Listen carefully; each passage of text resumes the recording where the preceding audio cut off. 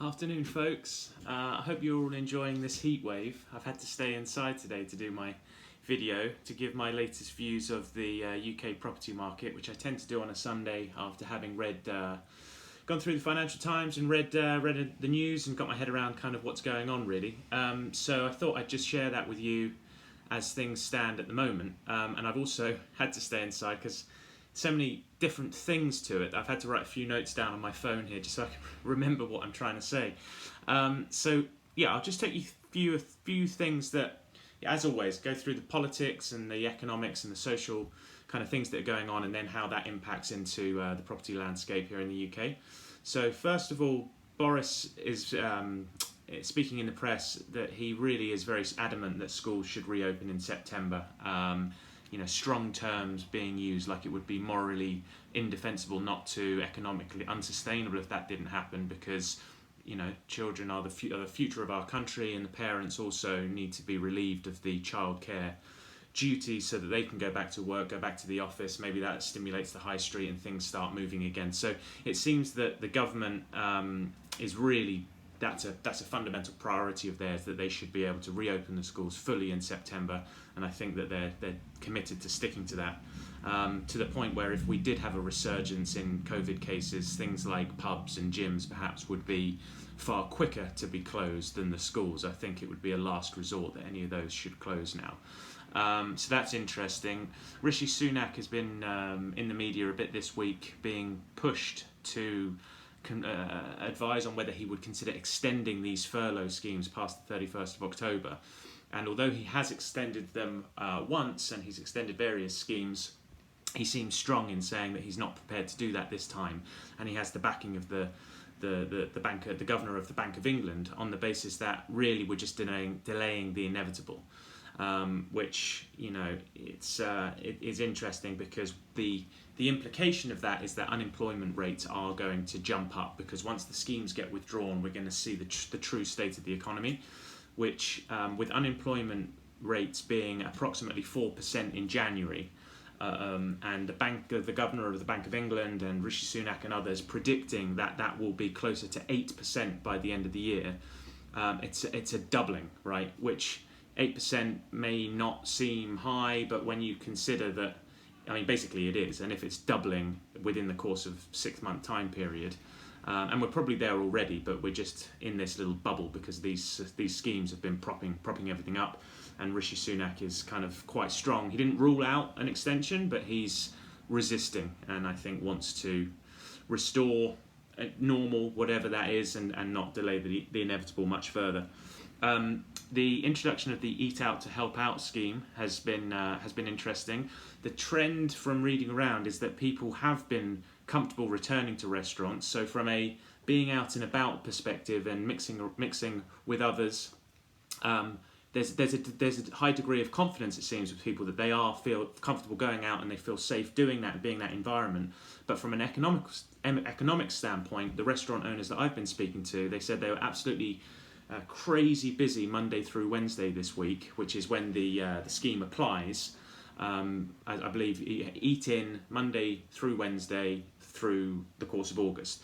But Thursday through Sunday, they said they were very, very quiet. And I saw that myself. Tried to order takeaway on Monday and had an hour and a half wait, and I went in on Thursday and it was all very quick and easy. So I think probably this week again we're likely to see a similar pattern, and people are making the point, well, has this really created a resurgence in the economy, or have people just adjusted their dinner plans to eat in the earlier part of the week when they can get those discounts, as opposed to later in the week? So it's just interesting. People are comfortable going out and about and socialising and engaging and all the rest of it, but economically they're not eating out 7 days a week yet, which there's something to be said for that. It seems that there's still a very strong demand in the market. It's definitely still a seller's market. People are, there's this pent-up demand and people want to make things happen. So I think that remains strong, but we're seeing a few down valuations coming back from surveyors, which is something to keep in mind, because if you're selling your property, for example, when you agree a sale price of whatever, let's say £500,000, and the bank end up valuing that property at 475, that puts pressure on the buyer to come up with more money to make that happen. And might the domino effect basically be that we see transactions falling through? and then this bubble bursts and the house prices start coming down, and not as many properties change hands as is predicted at the moment, based on these down valuations that are starting to come through.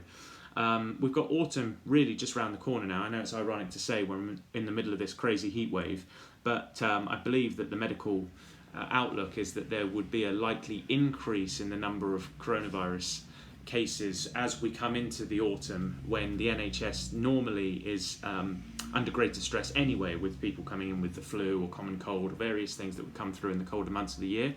And it's around the exact time that the schemes are going to end, that people are going to be returning to school. So this kind of period that we've been in of pause almost, it feels like we're reaching the end of that, and there's a natural junction coming into September and into the autumn when things will start to change, and we'll see probably the true impact of things, and also see, you know, what happens in terms of case numbers potentially increasing or otherwise. So all of that leads down to the fact that I think the general outlook is largely unchanged from where we were last weekend or the weekend before. Just a few announcements and things that have been coming in to be mindful of.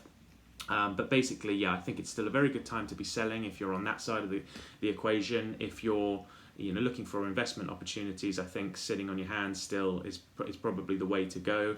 Wait until the autumn comes, the schemes get withdrawn, society continues with the schools going back, people were returning to work, what happens to the case numbers?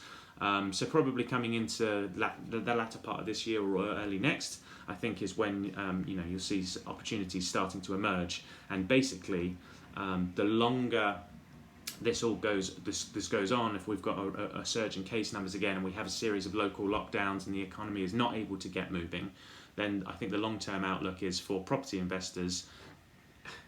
The longer this goes on, the better the opportunities will be. But maybe it's just a case of being patient at the moment. So yeah, that's kind of how I'm seeing it at the moment. I'd love to hear your thoughts on this. Am I missing something? Am I seeing it wrong? Missing a trick? I want to get an aggregated view of everything. So please feel free to comment below, share, direct message me, whatever it is that you want to do with any questions or observations that you might have. Best of luck as we roll into the next week. Enjoy the sunshine, folks. I'll be jumping in the swimming pool later, so perhaps some of you will be as well. All the very best for now. Bye-bye.